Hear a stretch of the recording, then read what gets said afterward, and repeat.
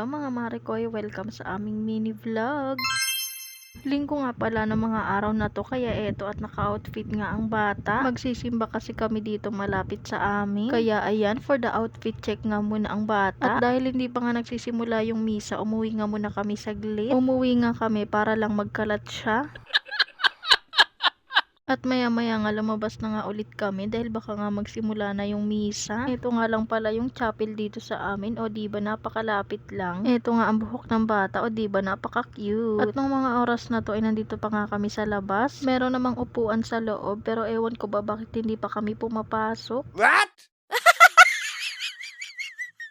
At maya-maya nga eto at pumasok na nga kami. Hindi pa nga nagsisimula yung misa kaya eto at nakapag-video pa nga ako. Grabe nga ang kulit nitong si Baby Elise. Hinayaan ko lang siya kasi hindi pa naman nagsisimula yung misa. O diba may pangiti-ngiti pa nga siya dito sa camera. At maya-maya nga eto at lumapit na nga siya dito sa mga kinakapatid niya. Dahil ninong nga niya yung papa nitong dalawang batang to. Kaya ayan at naglaro-laro nga muna sila dito saglit. At maya-maya nga rin nagsimula na nga yung misa. Siningit ko lang talaga tong pagbi-video na to dahil gustong-gusto nga ni Baby Elise na naguhulog nga dito sa may box. Kaya ayan, binigyan ko nga siya para nga siya nga ang maghulog. Maya-maya nga nakita nga niya lumuhod yung mga tao kaya nga lumuhod nga rin siya. O diba nakakatuwa nga itong batang ito. Fast forward mga Marikoy, pagtapos nga ng misa nagsimula na nga magpalaro dito sa may labas. Fiesta rin kasi dito kaya eto meron nga mga palaro. Nagpalaro nga sila dito ng palayok at ayan meron nga unang maglalaro. Nasobrahan nga sa ikot kaya ayan nahilo tuloy siya. Pagewang-gewang tuloy siya at hindi siya makalakad ng maayos. Naalalayan nga siya dyan habang naglalakad dahil nga baka matumba. Nasobrahan kasi sa ikot. Ay, grabe ba? At ayan nga yung mga kaibigan niya sa likod, sumisigaw nga. Dahil maling direksyon na kasi yung napupuntahan niya at lumalayo nga siya sa palayok. At nung malapit na nga siya sa palayok, ayan at bumuelo. O diba, napakalakas ng palo. Kaya nung napalo nga niya ito at nagsimula na nga silang mag-agawan, hindi na nga ako nakiagaw dahil tapos na nga ako sa mga ganyan-ganyan. Uy, charot-charot ka dyan.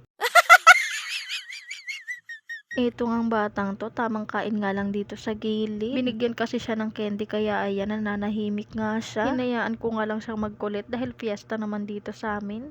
Charot. At maya-maya nga meron nga ulit panibagong laro. At puro babae naman nga ang maglalaro for today's video. Etong laro nga na to ay meron nga nakasabit na talong sa mga bewang nila. At meron ngang posporo sa lapag at paunahan nga lang dun sa finish line. At syempre kung sino yung mauna siya nga ang panalo. At maya-maya nga eto at nagsimula na nga sila.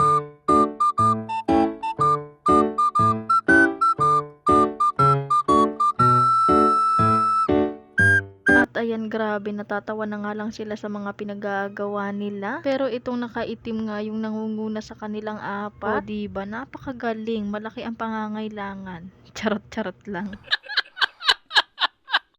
Yung nakaitim na damit, ayan nga at sobrang lapit niya na nga sa finish line. Grabe, konting-konti na nga lang at mananalo na nga siya. Konting hampas na nga lang ay nasa finish line na nga siya. At ayan, siya na nga talaga ang winner for today's video. At pagkatapos nga namin manood dito, uuwi nga muna kami saglit. Dahil itong bata, grabe nga ang dungis niya dahil sa mga kending kinain niya. Sobrang lagkit niya na nga rin ng mga oras na yan. Kaya sabi ko nga sa kanya ay maglinis na nga lang siya para nga matanggal yung lagkit-lagkit sa katawan niya. Paglabas nga namin, eto na nga yung sumunod na laro. Eto nga yung meron kang kagat-kagat na kutsara at may nakalagay nga na kalamansi. At kailangan mo nga umikot dito sa upuan pero paunahan nga. At kung sino nga ang unang team na matatapos, sila nga ang panalo. Eto nga ang bata at enjoy na enjoy nga siya sa panonood dito sa palaro. Hanggang dito na lang tong video na to. Pa-follow, like, and share. Salamat!